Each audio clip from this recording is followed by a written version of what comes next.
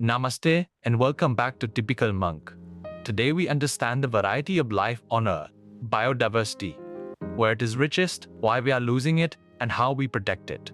All of it NCERT-accurate and drilled the neat way, one idea at a time. Here is today's path. 5 stops.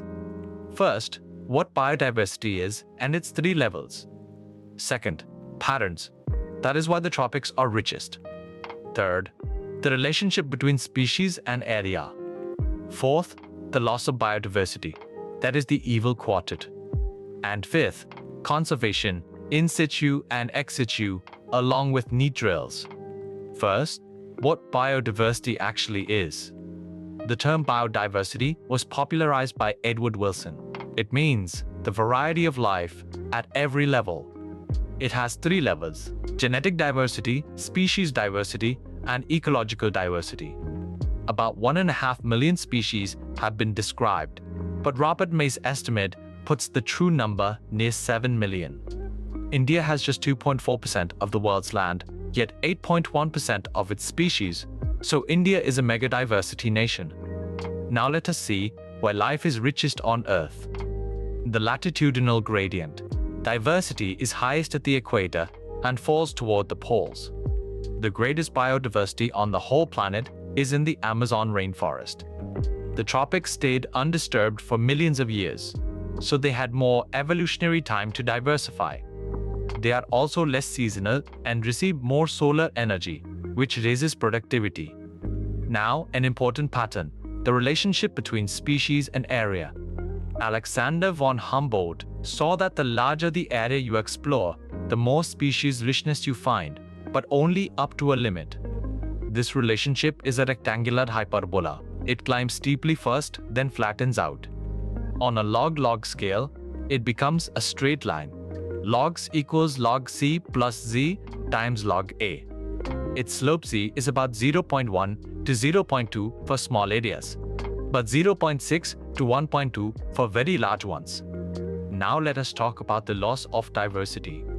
Today, the rate of extinction is 100 to 1,000 times faster than the natural rate, and the main cause is us, humans. The 4 causes of biodiversity loss are called the Evil Quartet. Habitat loss and fragmentation is the biggest cause. After that comes overexploitation. Alien species invasion and co-extinctions complete the 4. Now, the most important part, how we protect it. In situ conservation protects a species in its natural home.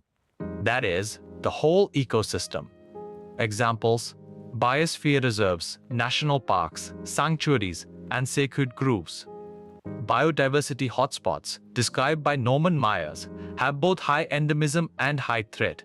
India has 3 of them. Ex situ conservation happens off-site: zoos, botanical gardens, seed banks, and cryopreservation. Now the high-yield pointers. The facts need turns into questions. 1. Edward Wilson popularized the term biodiversity. 3 levels: genetic, species, ecological.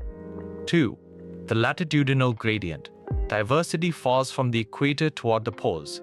The Amazon is richest. 3. The species-area relationship is a rectangular hyperbola. The log-log slope Z is 0.1 to 0.2 for small areas and 0.6 to 1.2 for large ones. 4.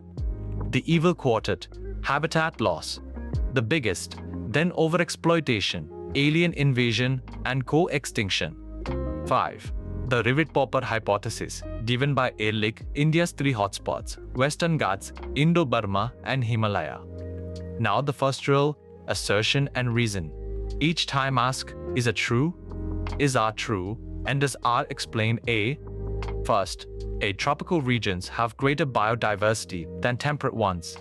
The tropics stayed undisturbed for a long evolutionary time. Both true and R correctly explains A, so the answer is A. Second, at the species area slope, Z always stays between 0.1 and 0.2. R for very large areas. Like continents, Z rises to 0.6 to 1.2. Here A is false, but R is true, so the answer is D. Third, A, habitat loss and fragmentation is the biggest cause of extinctions. R, it shrinks and breaks up the area available to a population. Both true, and R explains A, so the answer is A. Now, the second drill, match the column.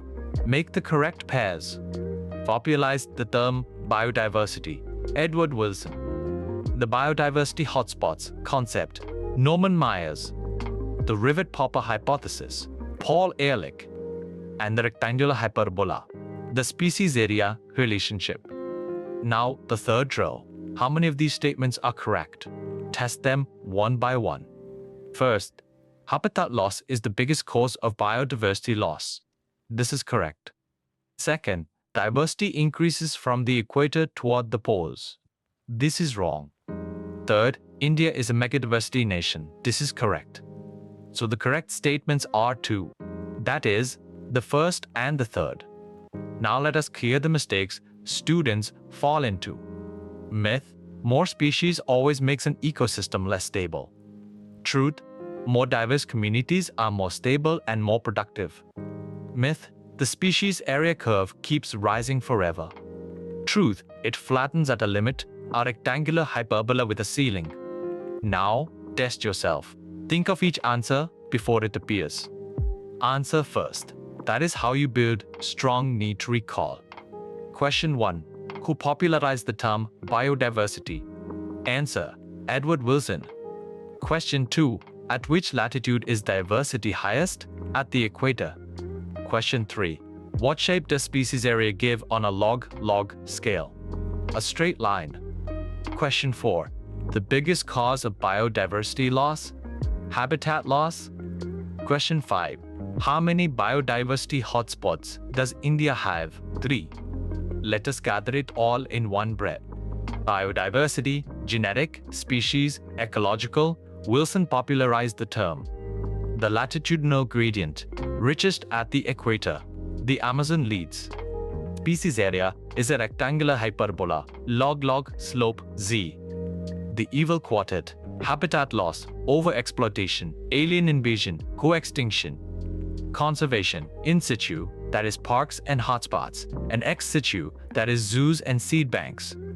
Next class, evolution, the origin of life, Darwin and Hardy Weinberg. See you there. You can now see biodiversity whole, its patterns, its losses, and the ways we protect it. Be proud of that. One idea at a time with a calm mind, and you will surely crack NEET. This is Typical Monk. Every class, always free.